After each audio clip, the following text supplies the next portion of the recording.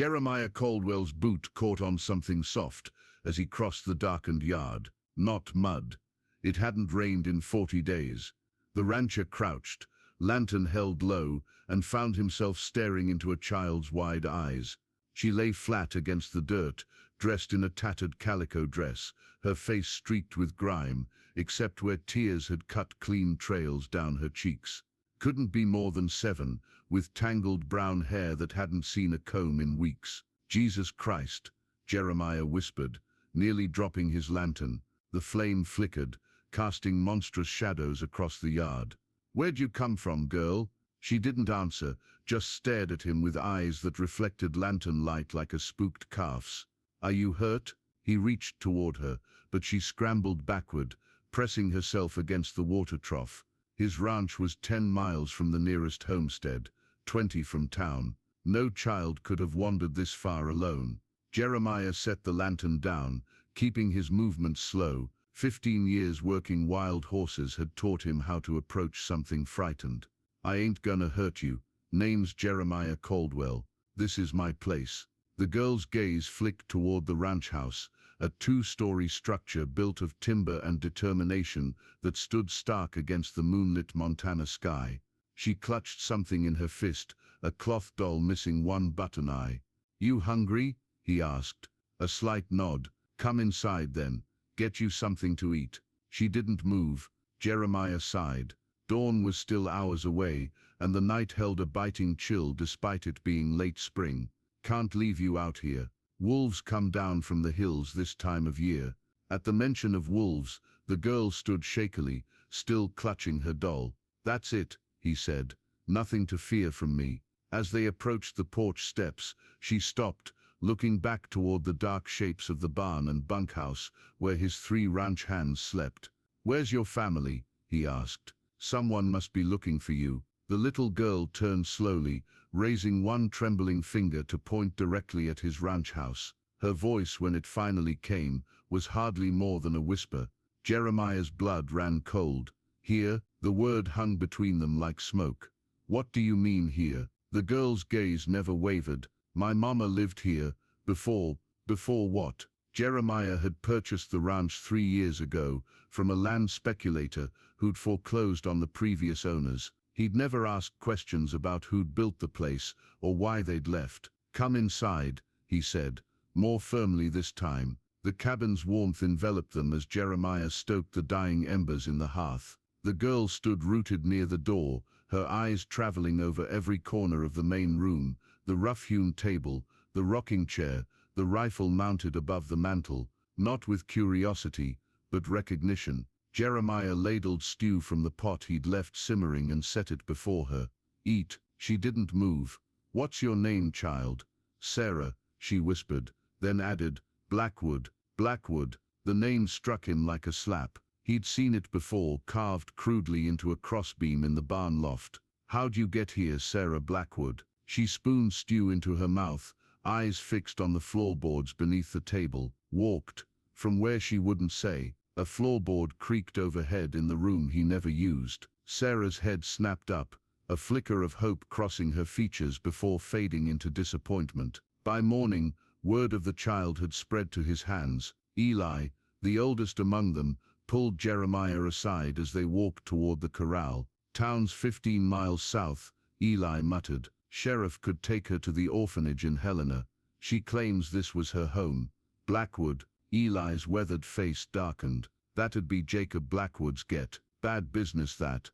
What happened to them?" "Folks say." Eli stopped abruptly as dust kicked up on the horizon. A rider approached at an easy lope, the morning sun glinting off a star pinned to his vest. Sheriff Davies. Jeremiah hadn't seen him in months. "Caldwell," the lawman called, dismounting with a grunt. "Word is you've found something that don't belong to you." Before Jeremiah could answer, Sarah appeared on the porch, her doll clutched tight against her chest. The sheriff's face hardened at the sight of her. "I see the rumors are true," he said, his hand resting casually near his holster. "We need to talk." "That child," Sheriff Davies said, once they'd moved inside the house, "ain't supposed to be here." He kept his voice low, though Sarah remained on the porch, her small form visible through the window. "Why not?"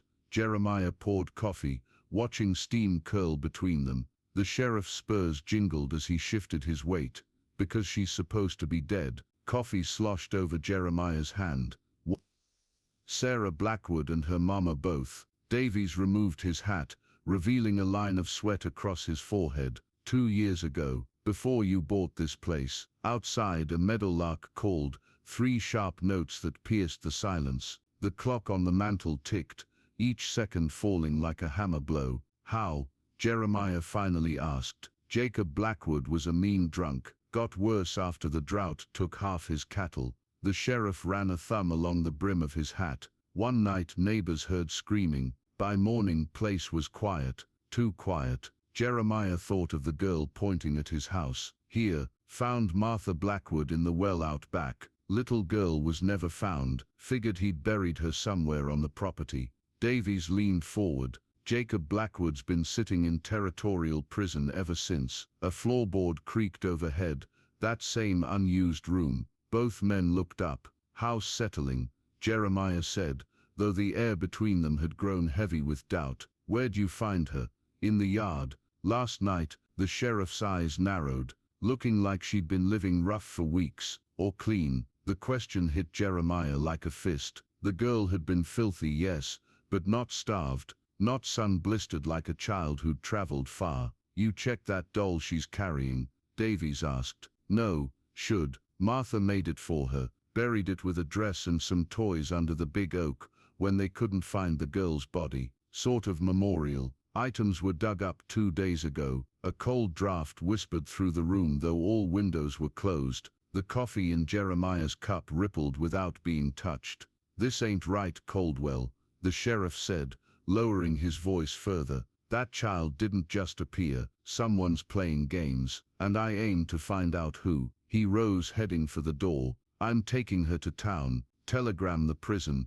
Confirm Blackwood's still there." Jeremiah followed him onto the porch, but Sarah was gone. "Sarah," he called. No answer. The sheriff's hand moved to his holster. "Where is she?" A small voice drifted down from above. "Up here." They looked up to see Sarah standing at the second-floor window, the room Jeremiah never used, her doll pressed against the glass, watching them with its single button eye. "You have till sundown," Davies said, mounting his horse. "Either bring her to town, or I come back with men." He tipped his hat. "For both your sakes, I hope there's a simple explanation." As hoofbeats faded, Jeremiah faced an impossible choice: surrender a child who'd sought his protection, or defy the law for a ghost who couldn't possibly exist. Jeremiah climbed the stairs slowly, each step groaning beneath his weight. He'd avoided this room since buying the place.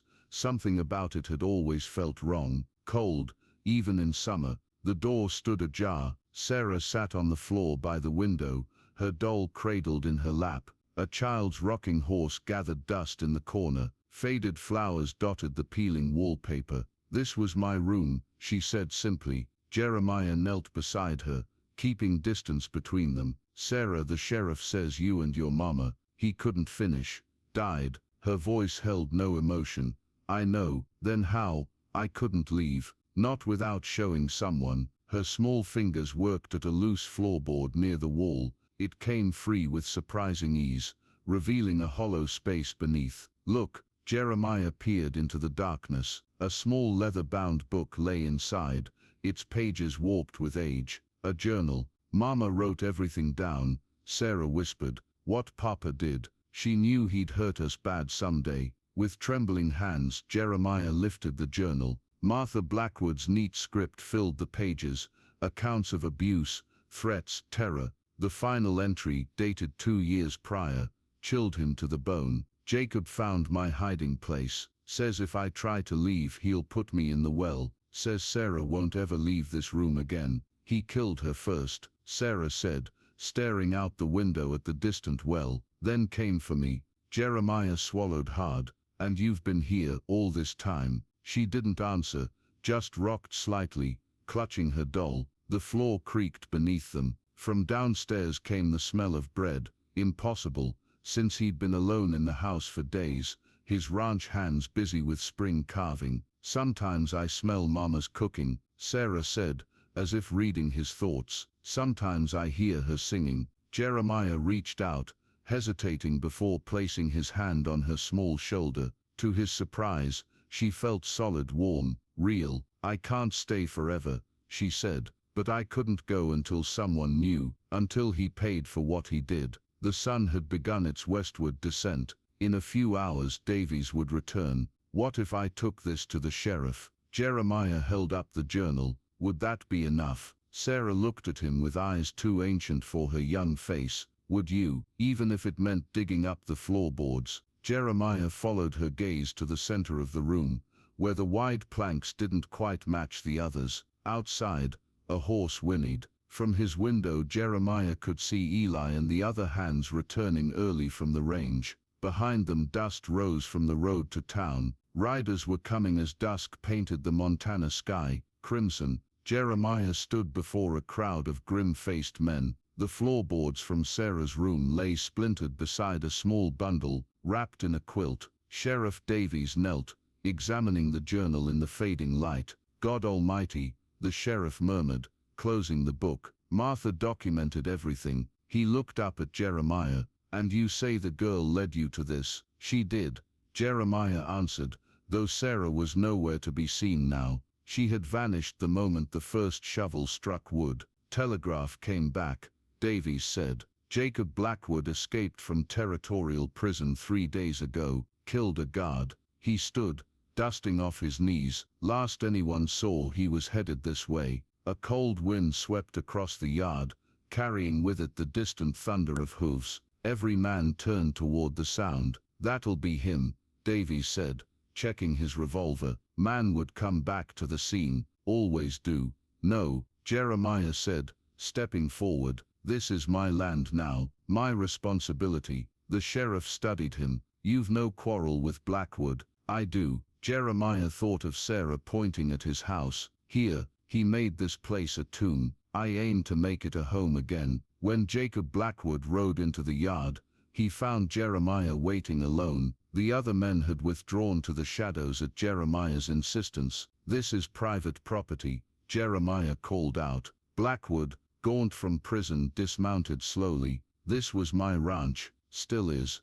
Not anymore. Jeremiah stood his ground. And we found what you buried under the floorboards. Something wild flickered in Blackwood's eyes. His hand moved toward his waistband. She was your daughter, Jeremiah said, his voice breaking. She was her mother's spawn. Blackwood spat, turned Martha against me, both of them whispering, plotting. They're at peace now, Jeremiah said, as the sheriff and his men emerged from the shadows. And you'll answer for what you've done. Blackwood drew his hidden pistol with surprising speed, but too late. Multiple shots cracked through the twilight. He crumpled to the dirt, the same earth that had hidden his crime for 2 long years. As they took Blackwood's body away, Jeremiah returned to the house alone. In the upstairs room, he found Sarah's doll placed carefully on the windowsill. Outside, twilight had given way to a sky awash with stars. Years later,